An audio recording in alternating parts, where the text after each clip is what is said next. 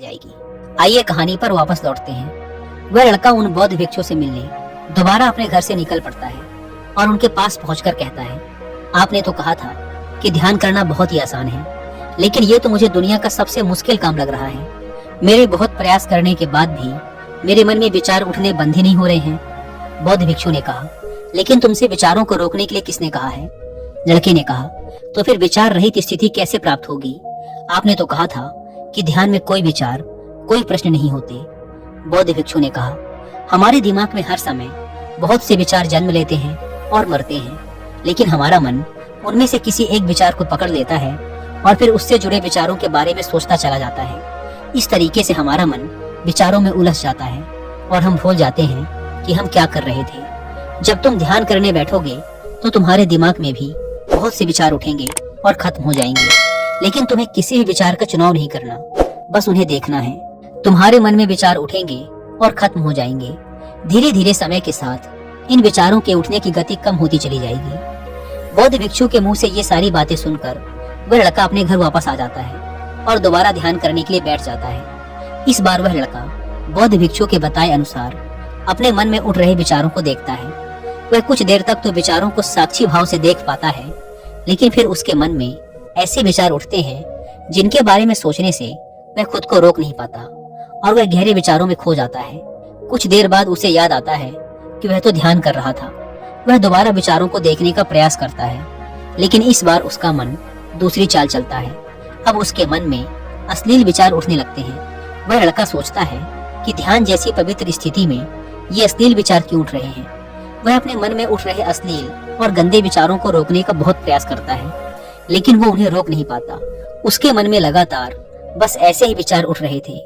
बहुत देर तक प्रयास करने के बाद जब वह लड़का परेशान हो जाता है तो वह ध्यान से उठकर सीधा उन बौद्ध भिक्षु के पास पहुंचता है और कहता है, मैं जब भी अपनी आंखें बंद करके ध्यान करने के लिए बैठता हूँ तो मेरे मन में सिर्फ अश्लील और गंदे विचार ही आते हैं। बौद्ध भिक्षु ने कहा, कोई भी विचार अच्छा या बुरा नहीं होता, इसीलिए किसी भी विचार को बुरा समझकर उसे जबरदस्ती दबाने का प्रयास मत करो, क्योंकि हमारे द्वारा विचारों का विरोध ही उन्हें और भी शक्तिशाली बनाता है। इसीलिए किसी भी विचार का दमन करने का प्रयास मत करो, क्योंकि इस मन की प्रकृति ही ऐसी है कि हम इसे जिस चीज के बारे में सोचने से रोकते हैं, यह उसी चीज के बारे में सबसे ज्यादा सोचता है। इसीलिए तुम्हारा विचारों को रोकने का प्रयास व्यर्थ है, और जिन विचारों को तुम गंदे व अश्लील विचार कह रहे हो, वो विचार भी तुम्हारे जीवन का एक हिस्सा है।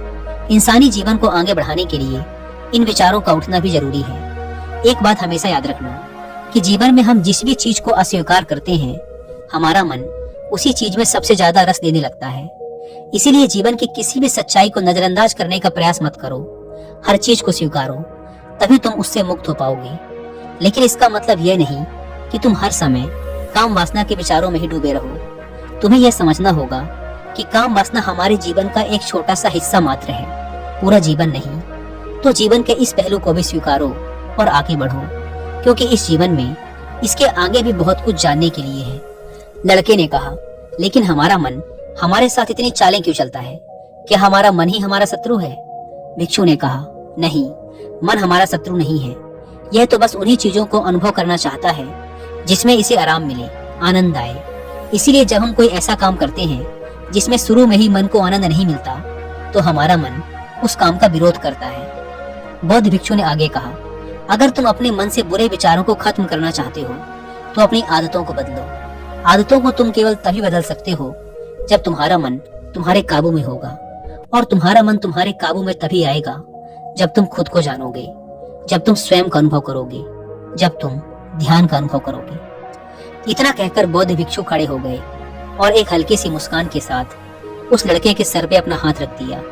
इसके बाद उन्होंने अपना भिक्षा पात्र उठाया और वहां से चले गए। वह लड़का उन बौद्ध भिक्षु को जाता हुआ देखता रहा, लेकिन अब वह बहुत खुश था, क्योंकि उसे अपनी समस्याओं का समाधान मिल चुका था ध्यान के रूप में।